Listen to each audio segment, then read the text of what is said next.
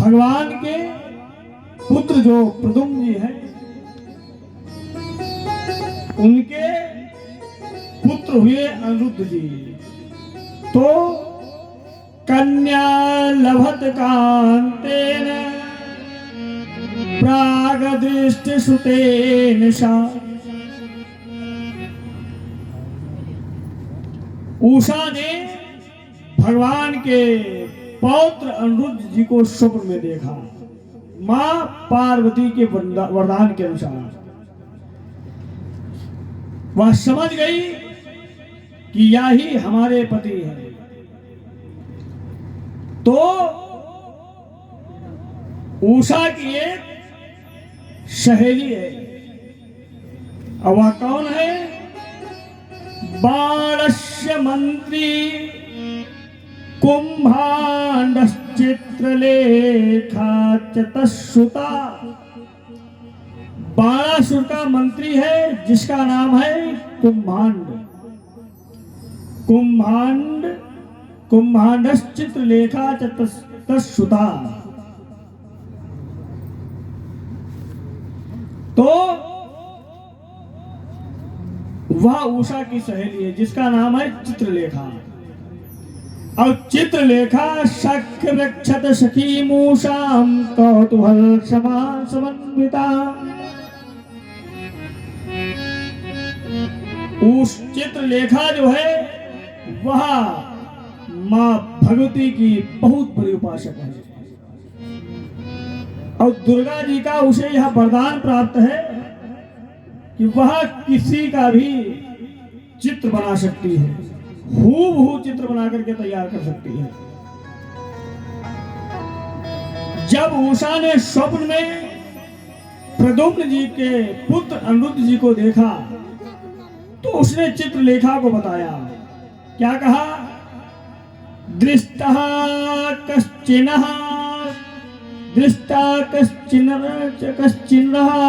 स्वप्ने दृष्टः कश्चिन्नरः स्वप्ने श्यामः कमललोचनः। कहा चित्रलेखा से उषा ने कि मां गौरी के वरदान के अनुसार मैंने अपने पति के दर्शन स्वप्न में किए हैं, स्वप्न में देखा है, और अब मैं उनसे शीघ्र ही मिलना चाहती हूं।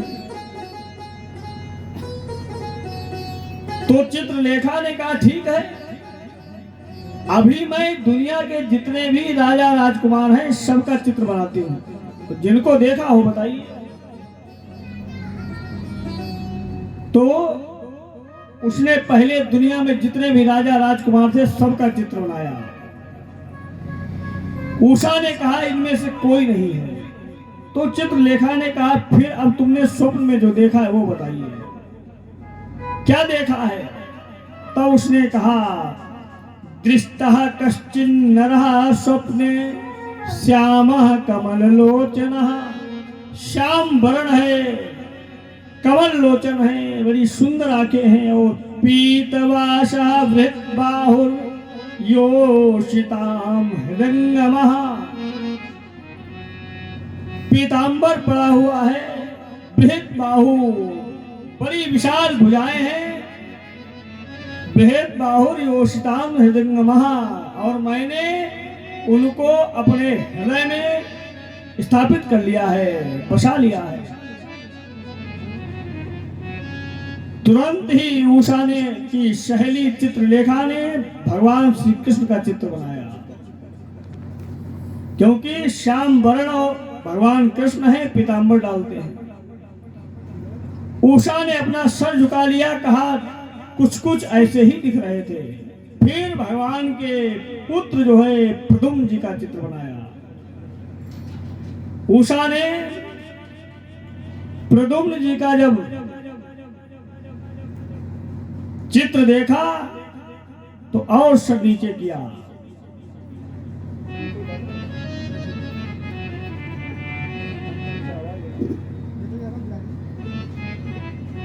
अब जैसे ही चित्रलेखा ने भगवान कृष्ण के पौत्र अनिरुद्ध जी का चित्र बनाया उषा ने कहा ठीक, मैंने इनको ही देखा है और अब मैं इनसे मिलना चाहती हूं। चित्रलेखा ने कहा तुम्हारा दिमाग खराब है, जिनको तुमने स्वप्न में देखा है और मिलना चाहती हो, कोई साधारण रोड पर चलने वाले लड़के हैं जिनको चल करके मिल लोगी? अरे ये द्वारिकाधीश के पौत्र हैं और द्वारिकाधीश के पौत्र हैं और 56 करोड़ उनका परिवार है, बाकी सेना अलग से है प्लस में, कैसे पहुंचा जाएगा उन तक?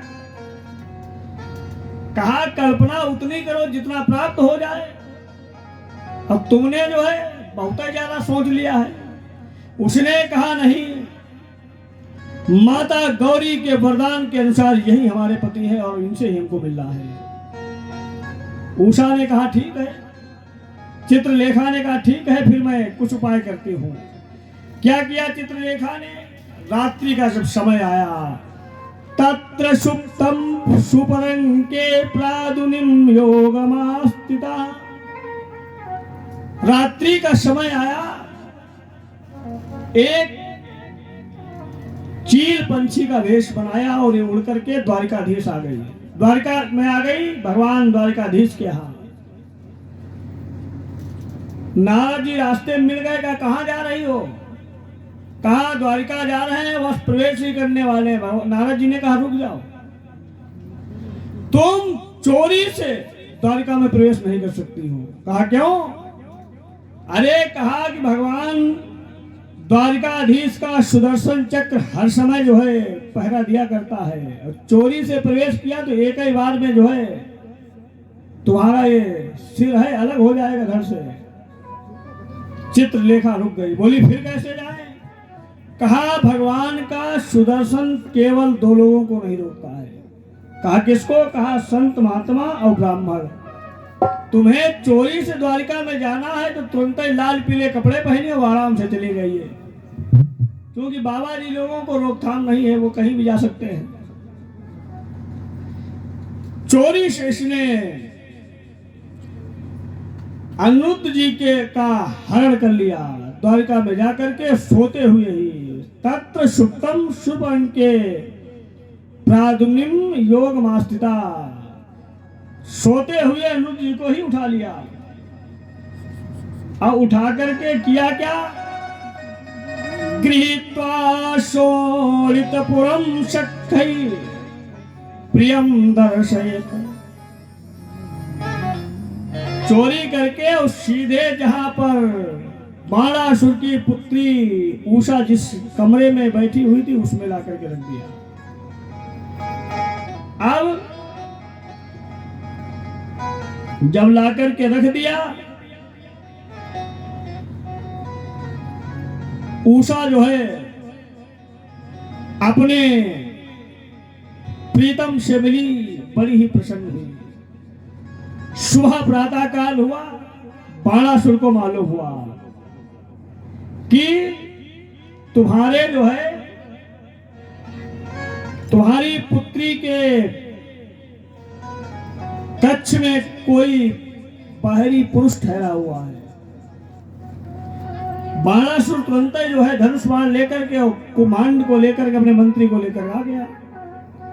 अनिरुद्ध जी को देखा तो देखता ही रह गया। क्यों?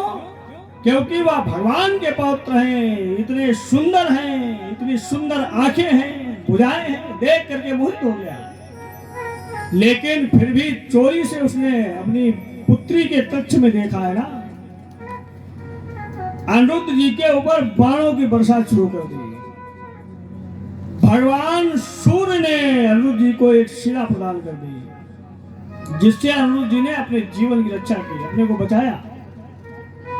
अब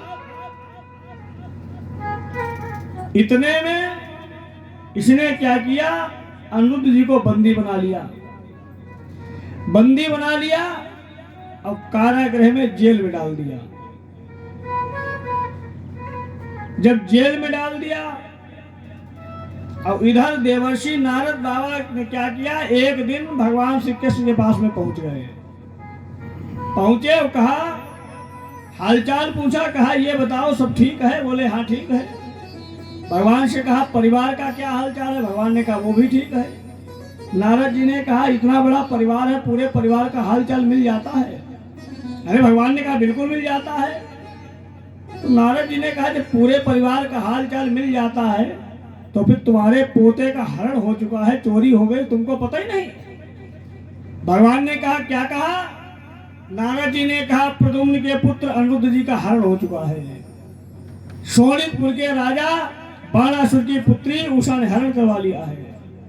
भगवान ने कहा अब तो गजब हो गया, जब हमारे ही पोते का हरण हो गया, चोरी हो गई, फिर दुनिया का क्या होगा? भगवान ने बलराम जी को कहा दादा चल करके पौत्र की रक्षा करनी है, उसे छुड़ा कर लाना है। सजाई सेना सजा करके अब शोणितपुर में बाणासुर के समक्ष में आ गए। युद्ध होने लगा भगवान कृष्ण का बाणासुर के साथ में, और बलराम जी का बाणासुर के मंत्री कुंभांड के साथ में युद्ध हो रहा है। भगवान के साथ में बाणासुर कहां रुक सकता था? थोड़ी देर युद्ध हुआ। युद्ध जब थोड़ी देर होता रहा, बाणासुर जब नहीं जीत पाया तो उसने तुरंत ही अपने दूसरे वरदान का प्रयोग किया। जब एक वरदान नहीं काम आया, दूसरे वरदान का प्रयोग किया। तो क्या किया? युद्ध मैदान में ही बड़ी तेज से आवाज लगाई, कहा भोले भाले अवधर दानी आ जाओ, दया करो हम पर, अब यह शत्रु हमारा प्रबल बहुत, अवधर दानी अब कृपा करो।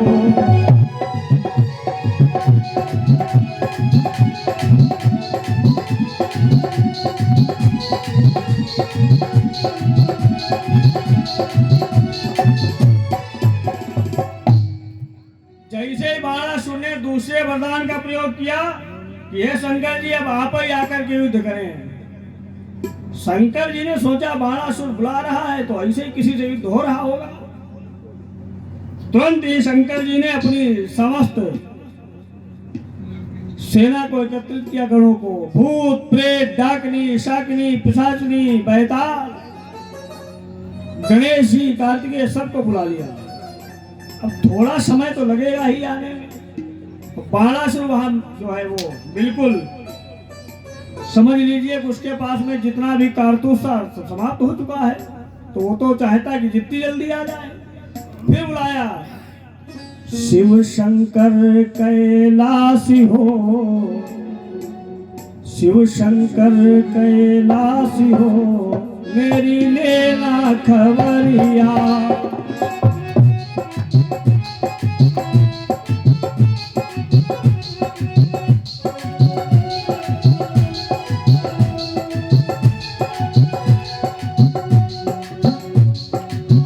लेना खबरिया बाबा लेना खबरिया, लेना खबरिया बाबा लेना खबरिया, लेना खबरिया बाबा लेना खबरिया, लेना खबरिया बाबा लेना खबरिया। ओ शमशान के वासी हो, मेरी लेना खबरिया।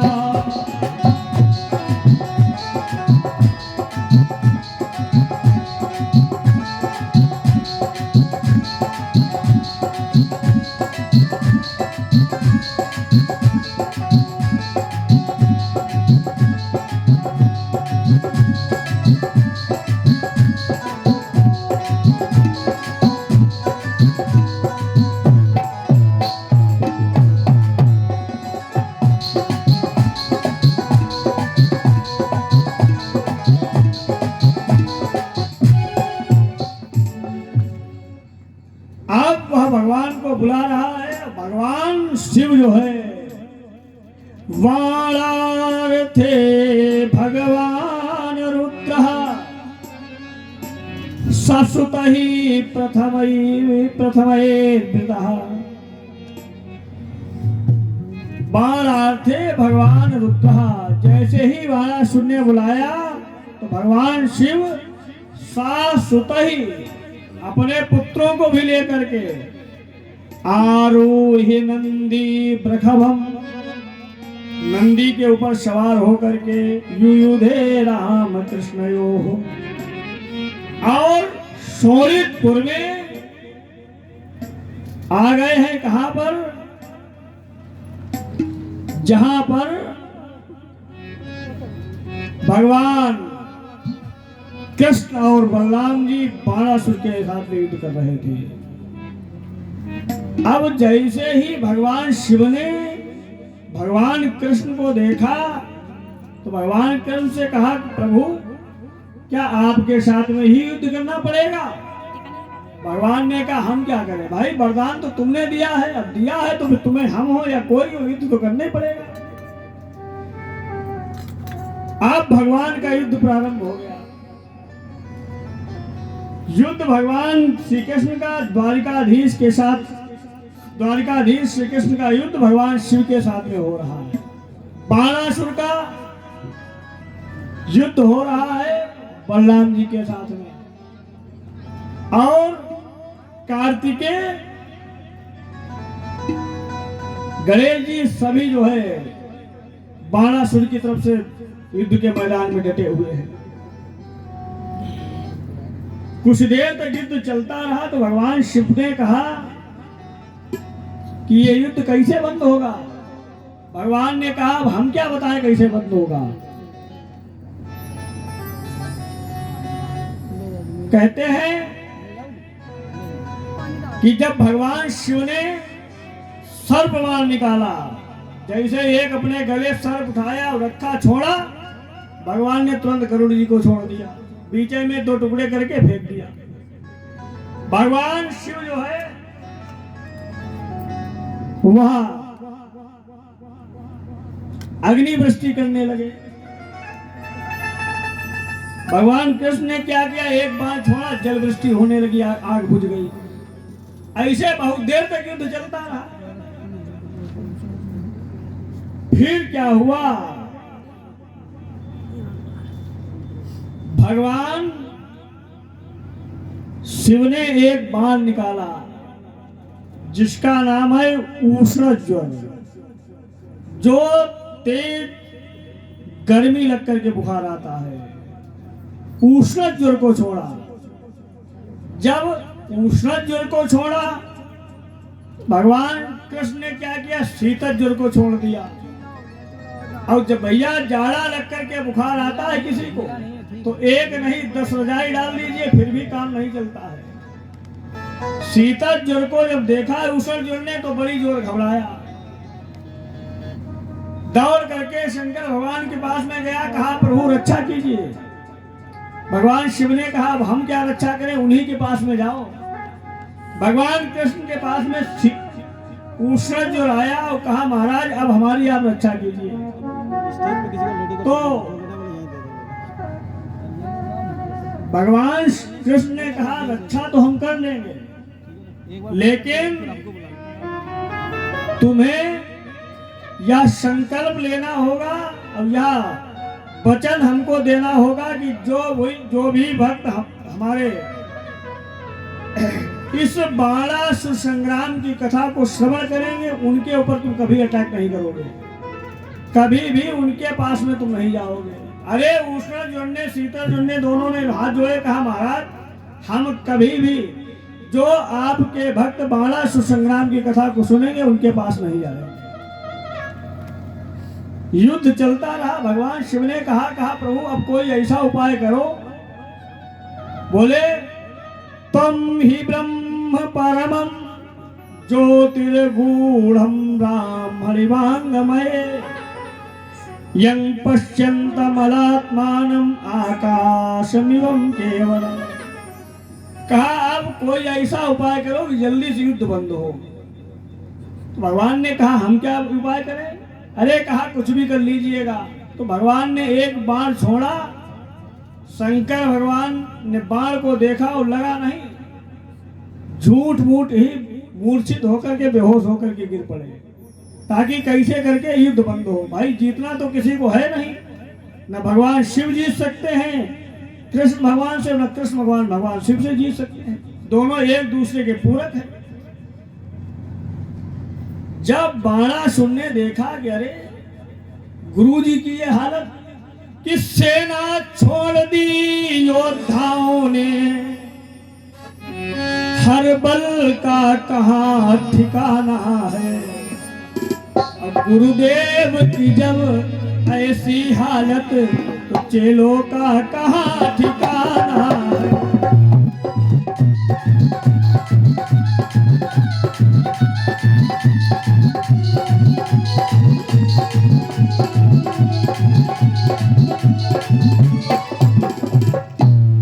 उसने सोचा कि जिनके दम पर हम इतना फूल रहे थे, बेहोश होकर के पड़े हैं, फिर अब हमको कौन बचाएगा।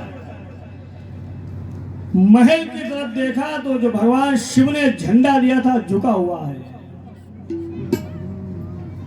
तुरंत ही भगवान श्री कृष्ण के चरणों में गिर पड़ा, कहा प्रभु हमसे गलती हो गई। भगवान ने उसको क्षमा किया। उस सुदर्शन चक्र लेकर के उसकी 1000 भुजाओं से 996 भुजाओं को, बाहों को काट दिया। अरे बलराम जी ने कहा ऐसा करो कान्हा, इसकी 2 भुजाएं और काट दो। अगर 4 नहीं तो ये अपने को जो है भगवान विष्णु मान लेगा, इसलिए 2 और काट दो। बाणासुर ने अपनी पुत्री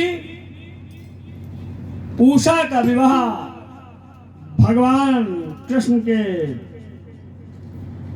जो पौत्र हैं अनिरुद्ध जी, उनके साथ में किया। फिर उसके बाद में कहते हैं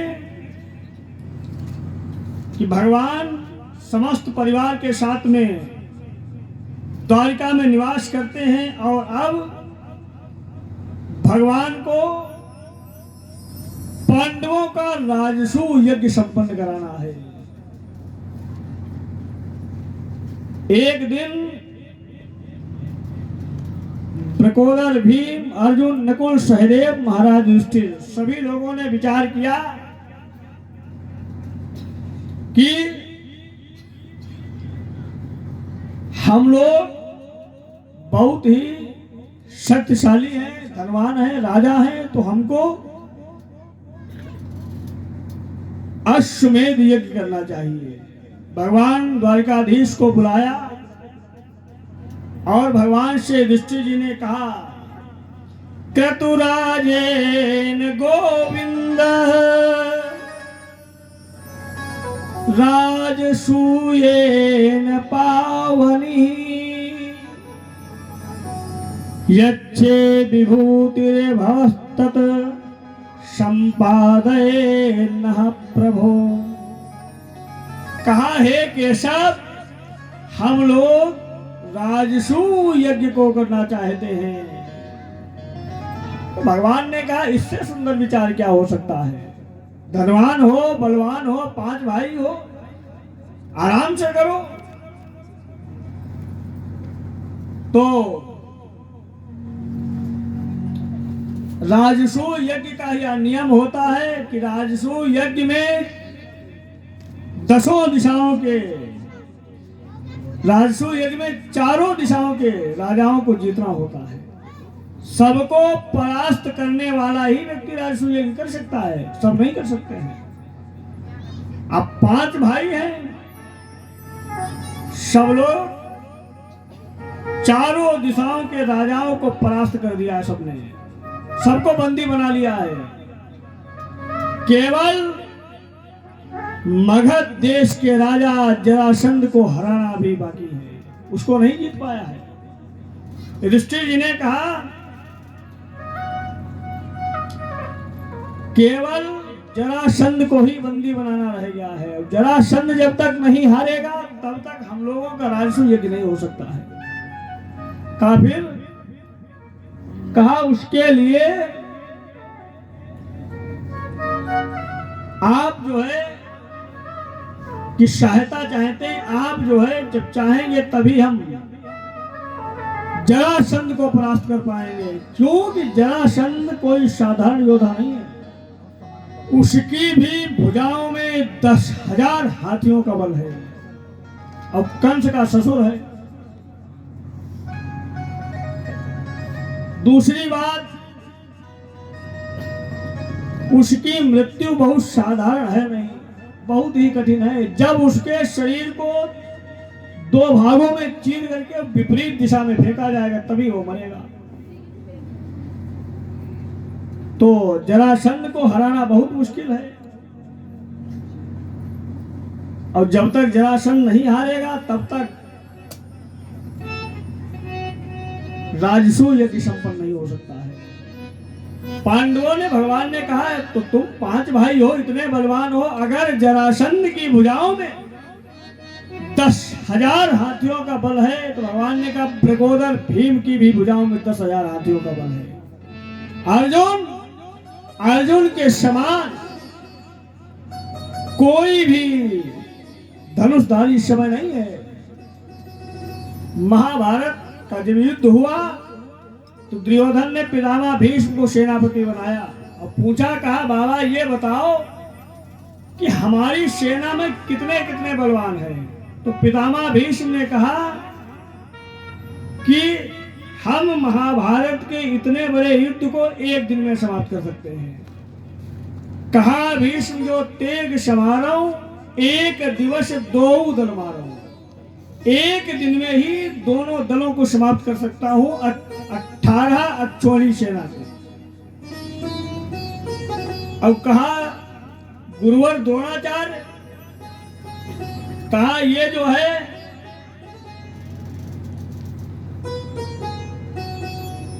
तीन दिन में ही पूरा महाभारत समाप्त कर सकते हैं, इतने बड़े बड़े बलवान योद्धा थे। अब कर्ण 5 दिन में कर सकता है। तो दुर्योधन ने मन में विचार किया जब इतने बड़े बड़े योद्धा है फिर हमको कौन हराएगा। कहा बाबा कोई और है अपने दल में। पितामह भीष्म ने कहा कि अभी तुम्हारे दल में एक ऐसा योद्धा है जो 1 दिन 3 दिन और 5 दिन का समय नहीं लेगा। बोले फिर? तो पितामह भीष्म ने कहा कि दुर्योधन कि द्रोणी 3 दंड में एक दल करे निदान, द्रोणी 3 दंड में 2 दल करे निदान। केवल 3 ही बाणों से पूरे महाभारत को अश्वत्थामा समाप्त कर सकता है। ज्यादा समय नहीं लगेगा, इतना बड़ा बलवान है। दुर्योधन बड़ा प्रसन्न है। तो उसने कहा बाबा जब इतने बड़े बड़े योद्धा हैं फिर तो हमारी विजय निश्चित ही है। पितामह भीष्म ने कहा लेकिन जो तुम्हारा विपक्षी दल है, जो कुरुक्षेत्र के रणांगण में तुम्हारे सामने खड़ा हुआ है, एक बार उसके भी दल का मापन कर लीजिए कि उसमें कितने बलवान योद्धा हैं। तो दुर्योधन ने कहा बाबा उसमें कौन बलवान योद्धा है, वृकोदर भीम है और अर्जुन है। भगवान कृष्ण उनके जो है ड्राइवर बने हुए हैं, वो कभी अस्त्र उठाएंगे नहीं। पितामह भीष्म ने कहा योद्धा तो केवल 2 ही दिखाई पड़ते हैं पांडव दल में, लेकिन उनका बल कितना है सुनेंगे। तो पितामह भीष्म से दुर्योधन ने कहा अवश्य। पितामह भीष्म ने कहा भी सुनो कि द्रोणी 3 दंड में 2 दल करे निदान, और पल लागत अर्जुन बधई छुई न दूजो बाण।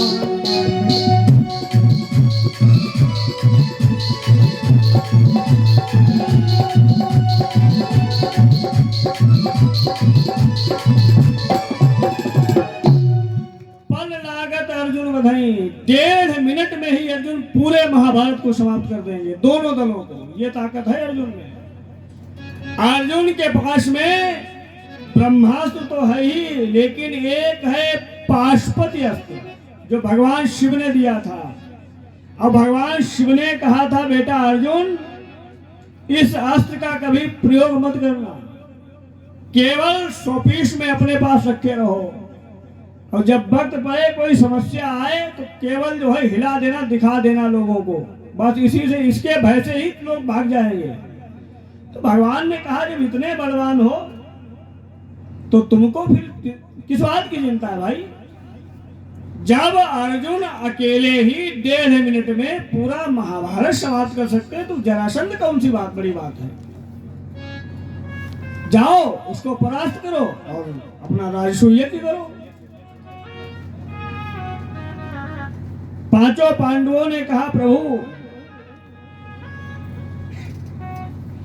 बात तो आपकी बिल्कुल सत्य है, लेकिन आपकी कृपा के बिना ये कुछ भी संभव नहीं है।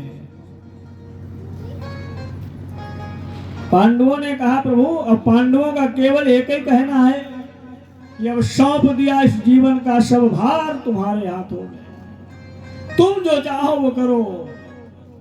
कि लगन तुमसे लगा बैठे, लगन तुमसे लगा बैठे, जो होगा देखा जाएगा। लगन तुमसे लगा बैठे, जो होगा देखा जाएगा। जो होगा देखा जाएगा, जो होगा देखा जाएगा, जो होगा देखा जाएगा। तुम्हें अपना बना बैठे, तुम्हें अपना बना बैठे, जो होगा देखा जाएगा।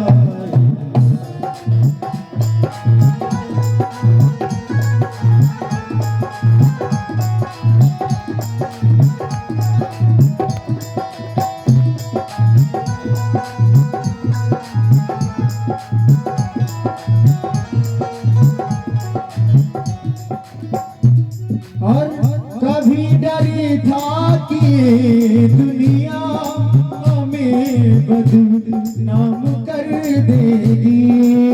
कभी डरी था कि दुनिया हमें बदनाम कर देगी, हमें बदनाम कर देगी। और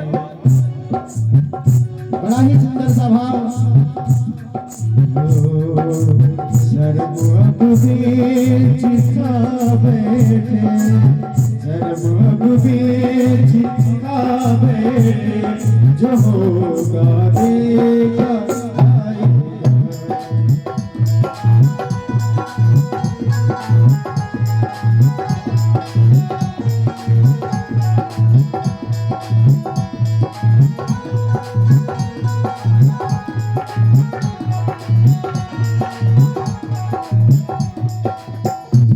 हो लगन तुमसे लगा बैठे, जो होगा देखा जाएगा। लगन तुमसे लगा बैठे, जो होगा देखा जाएगा, जो होगा देखा जाएगा। तुम्हें अपना बना बैठे, जो होगा देखा जाएगा।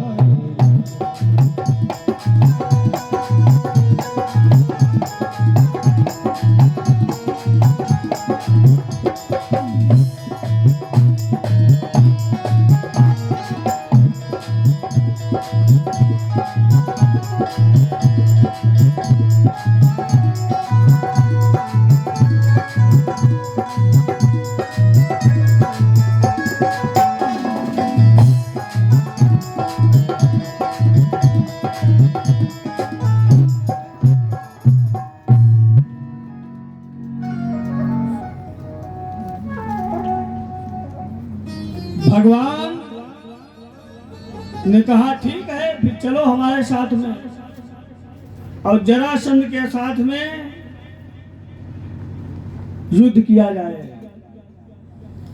तो कहते हैं अशौ ब्रकोदरः पार्थस्तस्य भ्रातार्जुनो है।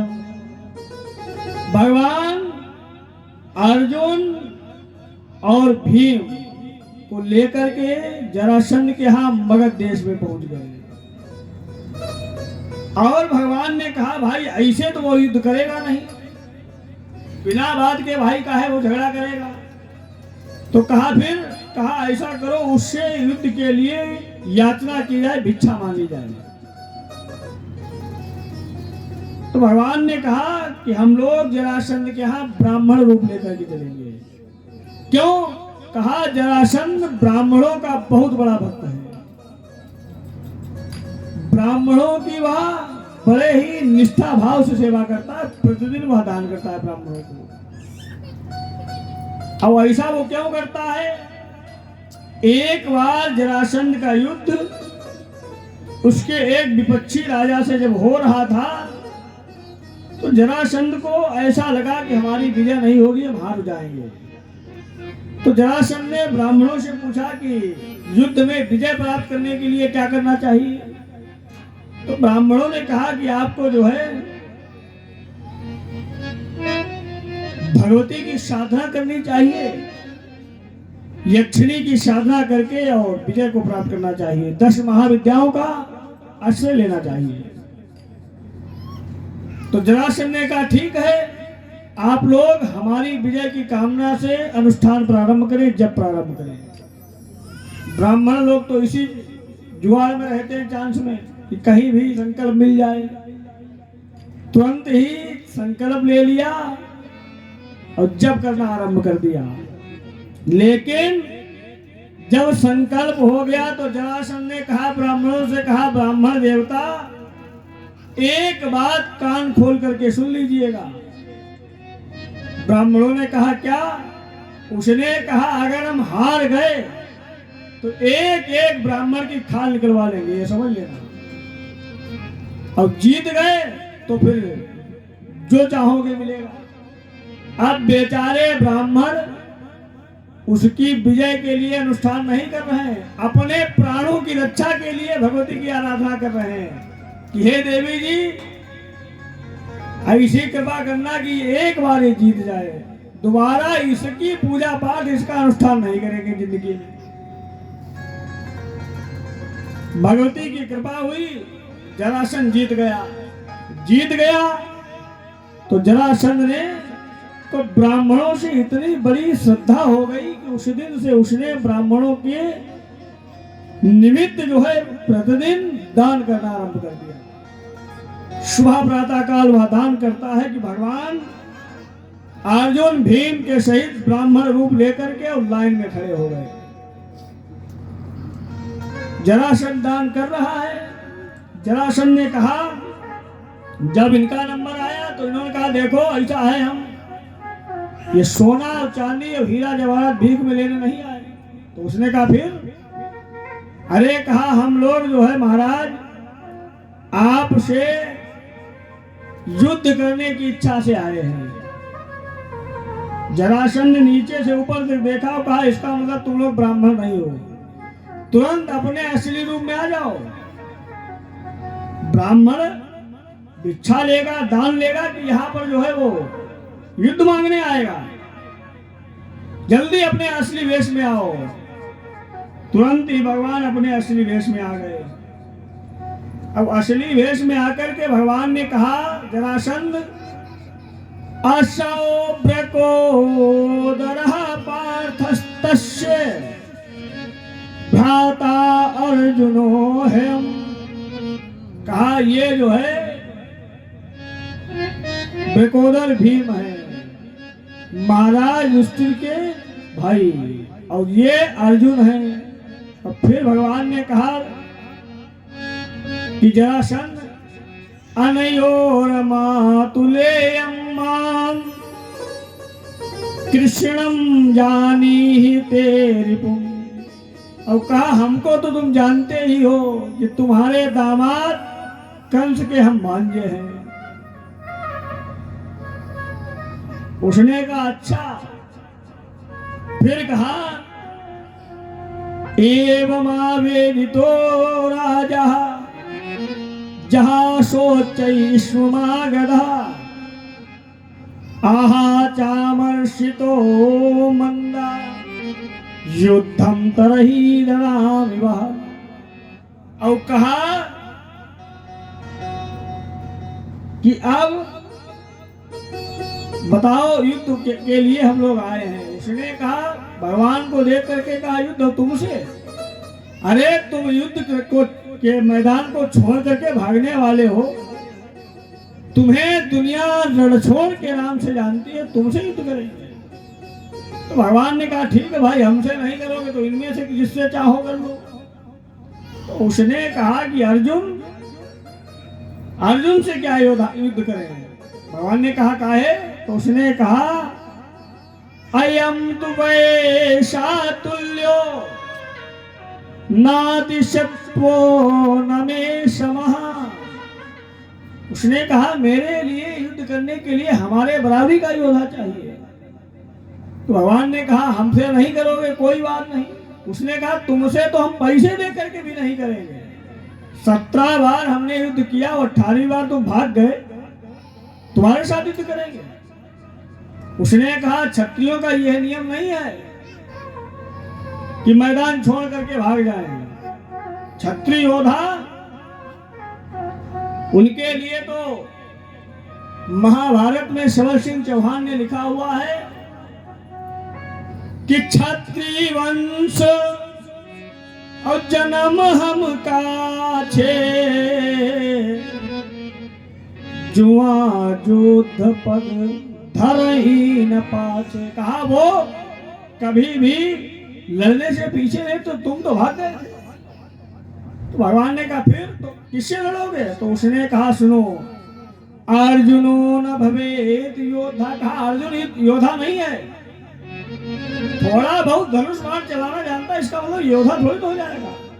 योद्धा नहीं है। फिर भगवान ने कहा, फिर क्या करोगे? तो उसने कहा, अर्जुनो न भवेत योद्धा भीमस्तुल्य बलो मम। कहा, भीम जो है वह हमारे बराबरी की योद्धा है, हम उनसे युद्ध करेंगे। तो भगवान ने कहा, मन में सोचा कि मरना जब तुमको भीम के हाथों से है तो युद्ध उन्हीं से करोगे ही। अब लड़ने के लिए वहां पर गदा नहीं है भाई, ये तो भिखारी बन करके गए थे। तुरंत ही उसने युक्त्वा भीमसेनाय प्रादाय महितीम गदाम, तुरंत ही उसने अपने शस्त्रागार से 2 गदाओं को मंगाया और एक गदा भीमसेनाय प्रादाय महितीम गदाम, एक गदा भीम को प्रदान कर दी और दूसरी द्वितीयायाम समादाय निजगाम प्रात, वही एक गदा स्वयं ले ली। युद्ध प्रारंभ हो गया। युद्ध चलता रहा और चलते चलते युद्ध हो गया 27 दिन। भाई, जब दोनों बराबरी की योद्धा हैं, 10-10 हजार हाथियों का बल है, तब कौन कमजोर है? 27 दिन हो गया युद्ध में, कोई परास्त नहीं हो रहा है। 27वें दिन की रात्रि में भीमसेन ने कहा, भगवान को कहा, ऐसा करो कान्हा, अब यहां से रात्रि में ही भाग चलो। कहा, काहे? अरे कहा, सुबह अगर हम युद्ध करने गए तो जीवित लौट करके नहीं आएंगे। लड़ते लड़ते हमारे शरीर का सारा बल समाप्त हो चुका है। भगवान ने कहा, नहीं, कल के ही युद्ध में जरासंध की मृत्यु होनी है। और सुबह प्रातः काल हुआ, युद्ध प्रारंभ हुआ।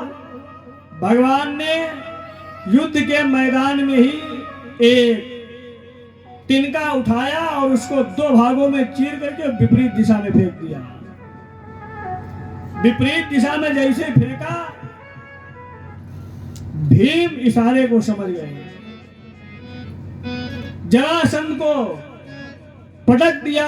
उसकी जंघाओं के ऊपर भीमसेन ने एक पैर रखा, दूसरे पैर से उसके शरीर को बीच से चीर दिया। 2 भागों में शरीर को चीर करके विपरीत दिशाओं में फेंक दिया।